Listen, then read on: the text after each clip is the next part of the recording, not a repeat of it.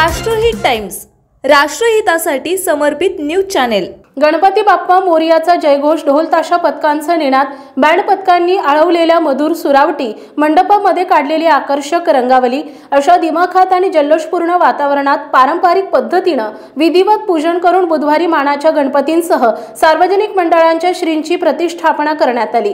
वरुण राजाचा अधूनमधून होणारा शिडकावा, सर्वत्र आनंद आणि उत्साहाची झालेली उधळण, विघ्नहर्त्या गणरायाचे दर्शन घेण्यासाठी आणि गणरायाला तोरण अर्पण करण्यासाठी गणेश भक्तांची लागलेली रांग या माध्यमातून अवघी पुण्यनगरी गणेशमय झाली होती। बाप्पाच्या जयघोषात घरोघरीही लाडक्या बाप्पांचं आगमन झालं। 64 कलांच्या अधिपती असलेल्या गणरायाची मूर्ती फुलांनी सजलेल्या आणि विद्युत रोषणाईने नटलेल्या आकर्षक मंडपात विराजमान झाली। त्यापूर्वी विविध गणेश मंडळांनी गणरायाची आगमन मिरवणूक काढली। सार्वजनिक गणेशोत्सवाला राज्य उत्सवाचा दर्जा देण्यात आल्यानं भाविकांसह मंडळाच्या कार्यकर्त्यांमध्ये उत्साहाचं वातावरण आहे।